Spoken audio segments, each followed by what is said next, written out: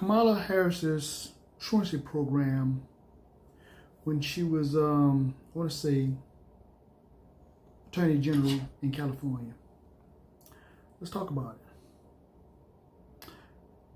You know, this program reminded me of a program that New Orleans, Louisiana had, right?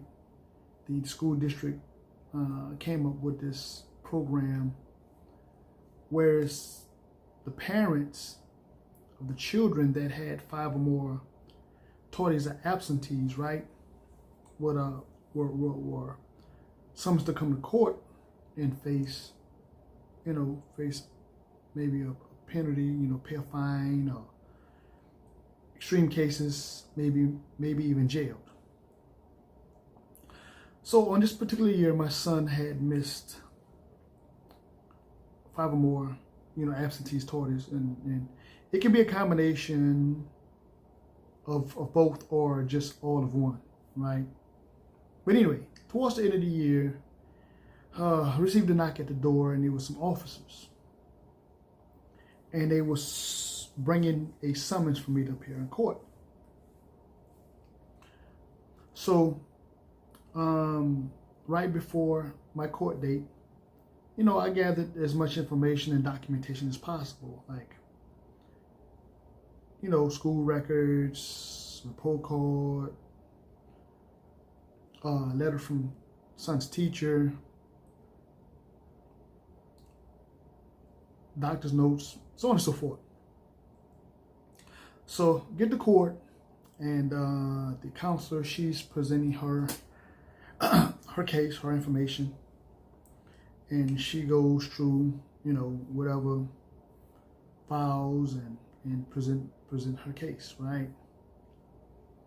So now judge gets to me, and he asks me, if I had anything that I want to put on the record, or, what's going on, so on and so forth. So I brought forth my evidence. I showed my son's report card, the letter from the teacher, school records, doctor note, even showed the fact that my son was on the honor roll. So by this time, the judge is like, he stops. He like, hold up. This is sad. This is just a waste of not only this man's time, but this is a waste of taxpayers' money. Then he tells the counselor, you should have done your research. And obviously this man and this child, they really don't belongs in here. He probably missed work, child missed school, so on and so forth. And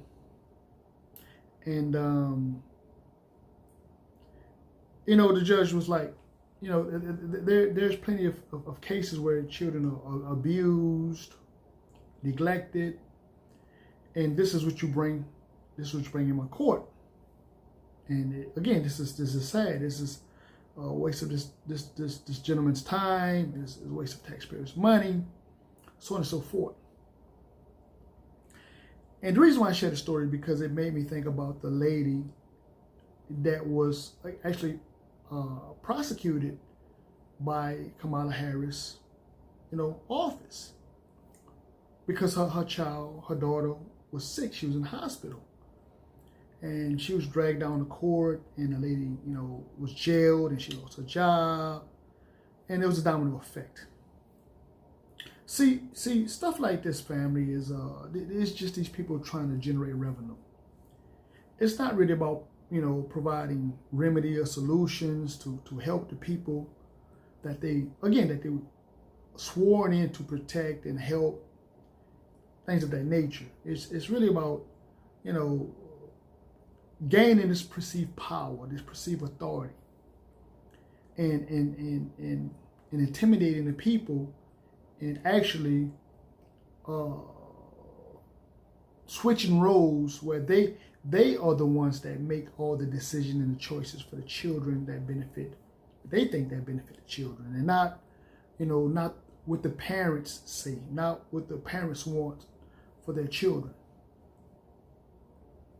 you know, and it just makes you wonder, you know, if this the kind of people that, you know, if she had this mindset then, and just imagine, you know, getting to what they call the highest authority or the highest office in the land.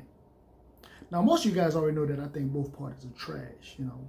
So me telling this story is not really it's not a defense of Donald Trump. So don't get that twisted. Again, it's just for you guys to sit back and realize that the whole system, man, the whole system is a joke, right? And it's really, and the sad thing about it is the people have more power than they really know, but the people are too busy looking to see who's going to be the best slave master, number one. And number two, the people are not aware of their rights, right? And they switch a lot of times we switch our rights for privileges. And again, you know, this is why we are where we are right now. And those of us that find out, you know, what's going on, you know, you're labeled as rebellious, or you're labeled as troublemakers, or, you know, unpatriotic, or whatever new title they come up with, you know, tomorrow, right? But again, I just share this story because, again, I want you guys, you know, again, to open up your eyes, you know, and begin to see that it doesn't matter really who they put in office. If you guys don't know your rights and you don't stand up for yourself, that's what these people are going to do. And again, like I say, make no mistake, just because the other person speaks like they're in your corner, it's only when his back was against the wall on certain things that he began to really, you know, expose, you know, part of the corruption. So anyway, family, I just want to share the story right fast. With that being said, as usual, peace, love. Shalom.